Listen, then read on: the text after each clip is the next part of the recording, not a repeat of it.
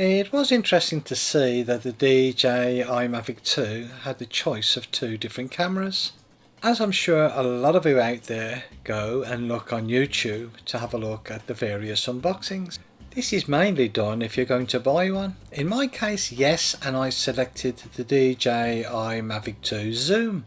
I'm no videographer or photographer in any way, shape or form, so the selection for me of the Zoom was, I believe, the correct one. A few years ago when the Mavic Pro came out, I did order one through DJI and it took many weeks for it to arrive. So this time I contacted Model Heli services here in Ireland and asked when would they be available and is it possible to order one. They said they already have them on the way from China, so this would definitely speed things up for me. I will leave a link in the description below for Model Heli services where I got my Mavic Zoom from. I haven't done a normal unboxing, as I'm sure that you will have looked on YouTube and seen the many unboxings that there are available if you are interested in the Mavic 2. At the same time as ordering the Zoom, I ordered the Fly More kit. The main reason was that I needed extra batteries, the charging hub and a mobile charger, and it also came with a nice case. The Mavic 2 has an internal 8 gig of memory storage. They do not provide an external micro SD card. You will need to get your own. The joysticks on the remote controller can be stored in the mobile phone department. I do have an array of phones, some thin ones, some that are a little thicker. Now these ones will not fit onto the remote controller, but my main usage is the iPad Mini 4, and from time to time I use the iPad Air 2.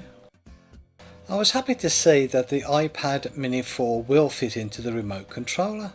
There is a small lead that will need to be removed that will connect onto a mobile phone if that is used. Be careful not to lose the small locking ring. The iPad Mini 4 fits into the remote controller perfectly with no issues at all.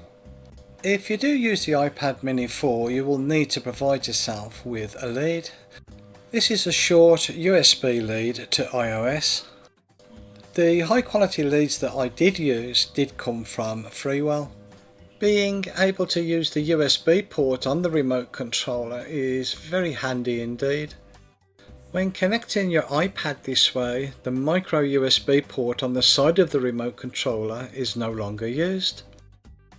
Remember, when you put on your remote controller, always have the antennas upwards and out. Do not have them folded together. If the antennas are still closed, the radio energy from the remote controller is reflected back into its own circuitry. This could damage or weaken the transmitter circuitry. There is a ton of videos out there on initializing your Mavic 2 for the first time. So after you've watched this video, I would advise, if you do have the Mavic 2 and are looking to start and get it up and running, have a look on DJI's YouTube channel, as all the information that you would need is there.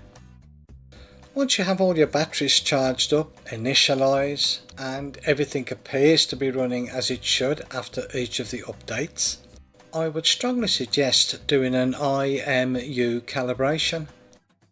Remember, your Mavic 2 has come a great distance from China to your country, and the carriers or couriers do not take all that much care when throwing parcels around, so it is an advantage to do the IMU calibration. One other calibration that is important is the compass calibration.